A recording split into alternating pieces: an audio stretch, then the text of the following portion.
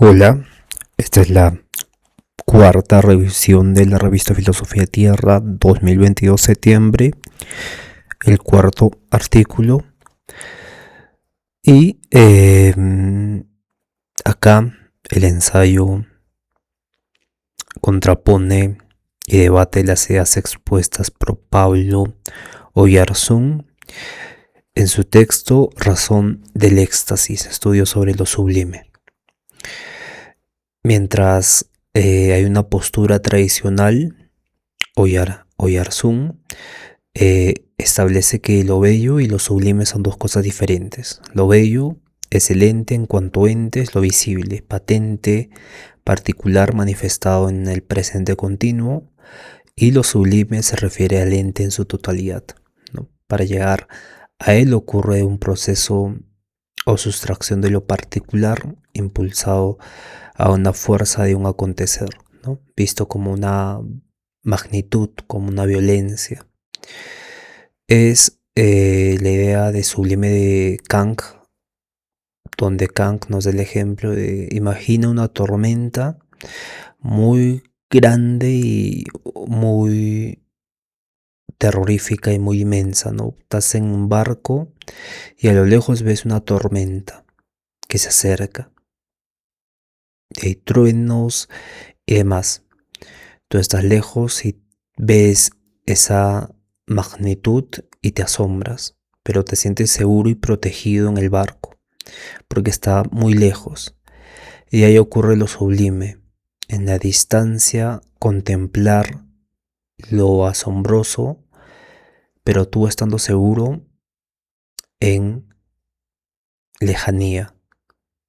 Ahí surge lo sublime para Kant. Entonces, la fuerza del acontecer es lo que Pablo Oyarzún también nos propone, ¿no? Entonces, yo cuestiono esa relación indirecta. Defino que la totalidad ya está presente en las cosas particulares y propongo clasificar la percepción en dos mecanismos de abstracción mental. Primero, la captación externa, que es el uso de la memoria, es la forma común de percibir. Al recurrir a la memoria y los conceptos previos, la mente ya categoriza, distingue, discrimina qué entes particulares se parecen o son bellos en su presencialidad, ¿no? Y que no lo son. Y la segunda percepción de este mecanismo de abstracción mental es la captación interna, que es el asombro sin memoria, que es un concepto bastante interesante, bastante bueno. La gente, bueno,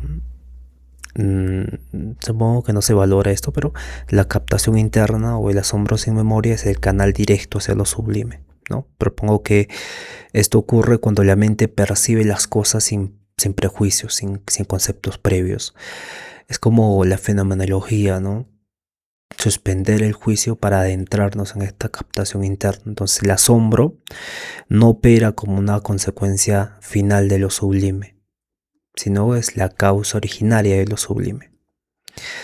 Entonces acá lo integro evidentemente con Heidegger y la física, donde para profundizar en la diferencia entre el es, o sea, lo particular, y en el hay, la totalidad es esto, hay como totalidad, defino que el es ocurre mediante el concepto de Dasein de Heidegger. El Dasein es como el hombre, ¿no? El hombre que está dentro de esta experiencia fenomenológica, que está vinculado al ser de los objetos, a su finalidad, a su utilidad.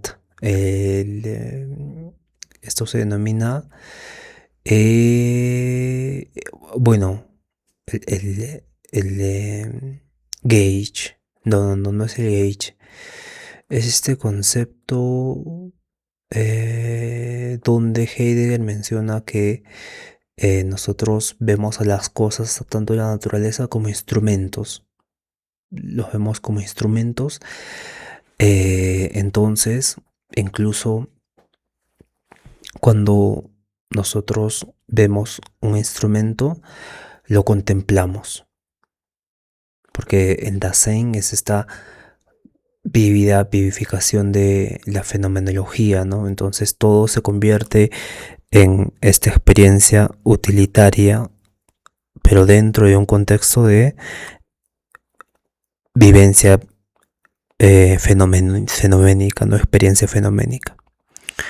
Bien, y luego explico que el paso a lo sublime mediante la captación interna no requiere este choque violento con lo descomunal o la magnitud extrema o violenta que es la que propone Pablo Oyarzún, sino que ocurre cuando la mente percibe las cosas sin prejuicios ni conceptos previos y claramente en su lugar de captar lo violento y descomunal, comparo esto con un tipo de salto cuántico que básicamente para que no se diferencie o se haga esta diferenciación o esta crítica hacia dos disciplinas muy distintas, digo que es un vacío conceptual, ¿no? Que es un vacío conceptual repentino, que al despojar al ente de su memoria, produce un estado inmediato de asombro y por lo tanto se revela la totalidad en ese asombro. Bien, y claro, acá explico un poco lo que es Oyarzábal. Y hay puntos claves, ¿no? Conclusiones. La conclusión es que, bueno, rechazamos que exista esta relación indirecta o un proceso de sustracción, ¿no?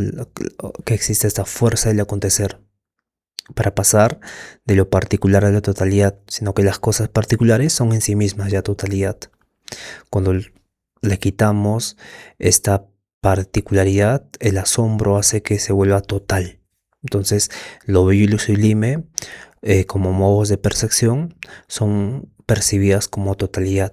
Hay una captación externa, que es la particularidad de un ente de un ente que se procesa en nuestra mente como cosa particular, y luego está la captación interna, que es la sustracción de este ente dentro de la mente. Es como si te quitaran el limitador que hay, que manifiesta las particularidades de las cosas y por lo tanto limita a conceptos las cosas.